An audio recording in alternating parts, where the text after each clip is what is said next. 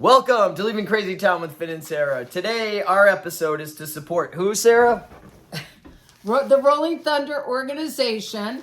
Our friend Janice is involved in it, and we got these awesome t-shirts from her, and it's really about, it's an organization to support veterans. They're committed to the safe return of POWs and continued investigations to those missing in action. Yes, it says in the pamphlet here, the creed is, I will never leave a fallen comrade behind in the hands of the enemy. And, oh, God, it gets me choked up every time. I'm just going to read quickly the mission statement. The major function of Rolling Thunder Inc. is to publicize the POW MIA issue, to educate the public that many American prisoners of war were left behind after all previous wars and help correct the past and to protect the future.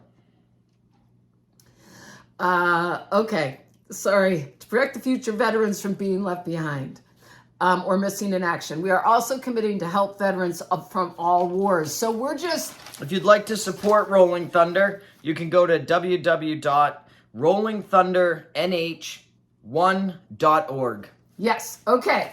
And so we're just dedicating the episode to that today.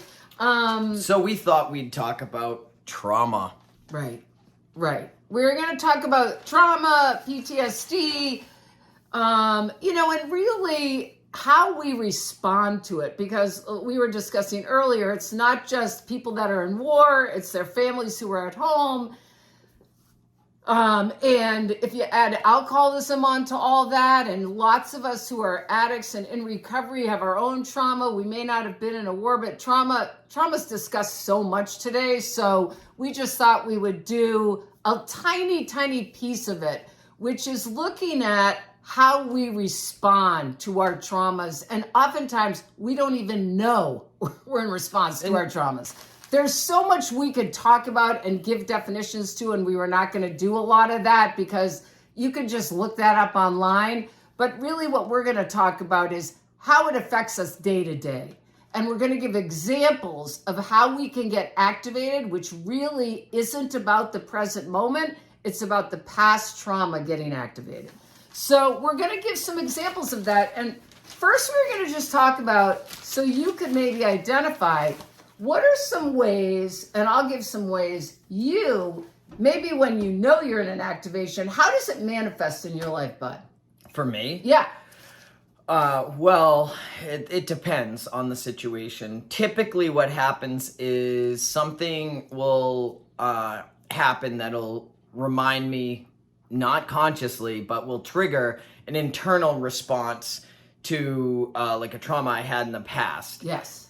For example, I don't know. I think I was in an activation for a while recently. And for me, what happens is I become controlling and managing my outside world. And it should be obvious to me that I don't feel safe. I've been triggered, but sometimes I just skip over the fear feeling and I go right into control and management and I'm lost in it. And yes. I don't know. I get you described it because you helped me become aware last week that I was being that way. Prickly. I get short. I just want everybody to do what they're supposed to do. And right. I want, if it's on my calendar in an order, it needs to stay that way. Right. Because for me as a child, when I was growing up in chaos and, in foster care, or my mom would get drunk and decide that my sisters and I needed to live with my dad. So in the middle of the night, she would pack all our stuff up in a bag, throw us in the car and drive, 2 hours drunk driving against the guardrails to drop us off at our dad's house. And it was very unsafe. So when anything triggers this idea of unsafe or chaos in my life, I go right into trying to keep everything orderly. And honestly, sometimes I don't even know what's happening. Right. Absolutely. Absolutely. And that's the thing. Sometimes we only know when someone else may say, hey, you're being a little edgy or whatever. And we were going to talk about, like Finn's describing, one extreme of response would be getting angry, being aggressive, agitation, irritability, that kind of realm of responses. Like my response to a minor change in my schedule is over the top. Yes. And that was the other thing I wanted to say. We know what we're being activated because of the intensity. It's not just a small feeling. It's like an intense internal emotional reaction. That's how we know. We call it here being activated. And how you know you're being activated is you're having an extreme response to a smaller little issue. You know, the woman at Dunkin' Donuts doesn't make your coffee right and you freaking lose it on them. You know, that's an old trauma response. It may sound crazy, but it is. It's when the past is affecting the present and you're reacting from the past. So Finn just gave a great example. So one way of dealing with it is like you were talking about, in an anger way, but another way, which I dealt with it as a kid, you know, growing up with my dad was just volatile and angry a lot. And my responses were much more passive. I would shut down, I'd hide out, I would people please, I wouldn't speak up, I'd try to be invisible, I'd try to make everything okay. So these are kind of two extremes of a spectrum. One is where we're kind of acting out in an angry way, and one is where we're kind of hiding out in a passive And way. don't be surprised by the domino effect, because I have definitely been in scenarios where I didn't know I was activated. I become the controlling, or I'm like really assertive, and the people around me shut down, or they start trying to fix it. And so they're having their own trauma response in response to my trauma response. And so it's like, it could be a domino effect. Well, and 1 minute you could be angry, and then I've seen you, and both of us, we've been angry and we've shut down. Like, it really depends on the day and depends on the situation. You know, it depends what is being activated. And the most common thing to remember about being activated and what causes it is you don't feel safe. Something is happening in your environment that's reminding you of a time that you probably were helpless or hopeless or didn't feel in control and didn't feel safe. Go. Yeah, well, you just reminded me that it took me a minute to realize this, but my girlfriend said to me, "Oh, I hope you have a deep sleep." And I got really mad about it. I was like, why would you say that to me? Have a deep sleep. I don't want to, you know, and I hadn't realized yet that I was in this unsafe activation when my suitcase got lost and everything, because a deep sleep to me, my mom used to come home in the middle of the night and beat us up. So I'd be sound asleep as a child and I'd be getting pounded by a drunk person. Right. And so deep sleep to me, honestly, when I'm fine, that sounds great. But I was already activated and I'm like, why does she want me to get hurt? You know, do you know what can happen to me while I'm in a deep sleep? And I had to, you know, and then she shut down. Like, I don't even know what to say to you, whatever. And the next day I realized, so I was able to apologize. But I was like, oh, don't change what you say. I have to recognize what's going on in me. It's not about you. Yes. I had this whole response to it and I apologized.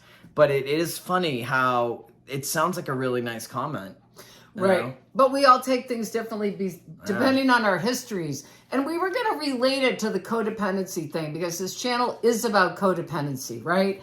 But the thing is, our traumas will get played out in relationships. And codependency is all about relationships. And what types of things? How can we be in codependent relationships? Controlling.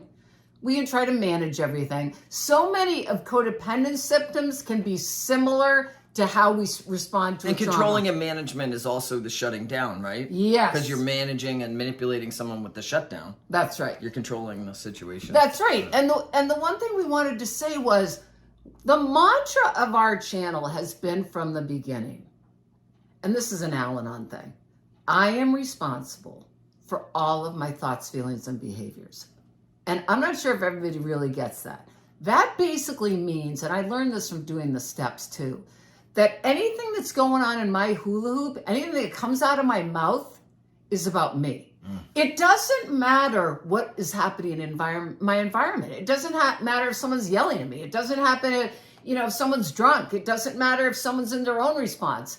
What matters is I'm responsible for me. So in Co-Crazy Recovery, that's the mantra, because we're always focused on the other person and we want to blame the other person. We want to say, well, they're that way and that's why I'm this way. And when I'm in a trauma reaction, I can't understand why everybody's doing this to me.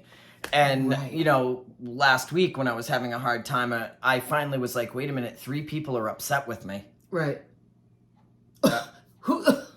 Maybe they're not the ones that are causing the problem, you know? So I had to stop, and that's when I decided to write and look at stuff. But I definitely, when I'm lost in my reaction and I don't realize it, I think it's everyone else's fault. The world's happening against me. People are doing stuff to me. Why are you making me feel this way? Right. And like Sarah said, nobody's making me feel that way. Nope. I am responding to my past. Nope. No. Bottom line. Bottom line, you know, I was going to say, talk about my ex-husband, which is Sean, who I love now. And I just wanted to say, he was such a source. Like, I could blame him for everything. And I know people can relate to this. And the fact is this, Sean was just being Sean. And I was having my responses, and they were about me. Shocking that he was like my dad. So I was in reaction a lot. So what are some tools? What are some things that might be helpful when we're in a response, bud? Well, if I'm in a response that I don't know, it's friends. Sometimes my friends telling me, like, I want to say, you know, Sarah called me out on some stuff, like, in a very nice way. She said, hey, are you okay? You seem prickly. It was a really good way to keep me open-hearted. She didn't say, you're doing this or that. And I was able to look at what's going on. So if you have friends that you feel safe with, like, let them know. Like, please tell me. Because the bottom line is, I don't want to run around in reactive mode and not know it, because it just ruins things for me. And the quicker somebody calls my attention to it, and it's not anyone's responsibility, but it is very helpful. The other thing is, like, I was driving to an Al-Anon meeting yesterday, and I started feeling really anxious. And I was like, what is going on? Because I don't go to Al-Anon. And as soon as I asked myself what was going on, when I was 11 years old, I went to Alateen. I hated it. Everyone cried. I couldn't handle emotions. So I was having that anxiety like a kid. And I literally just started laughing at myself. I'm like, this is going to be interesting. Because I was able to recognize my response didn't match what was going on. I'm going to a meeting with my sponsor. It was going to be fun. I was excited about it. And then my body took over with this anxiety. Once I realized what it was, I just said, wait, what? You're an adult now? Yes. I'm comfortable with feelings now. But I still was like, oh my God, people might have feelings. But that's a great tool. Something I used to do with patients all the time is they'd be having an activation in the office. And I'd say a couple of things. I'd say, what does this remind you of? And get in touch with the bodily sensation of what you're feeling right now. And when did you feel that before?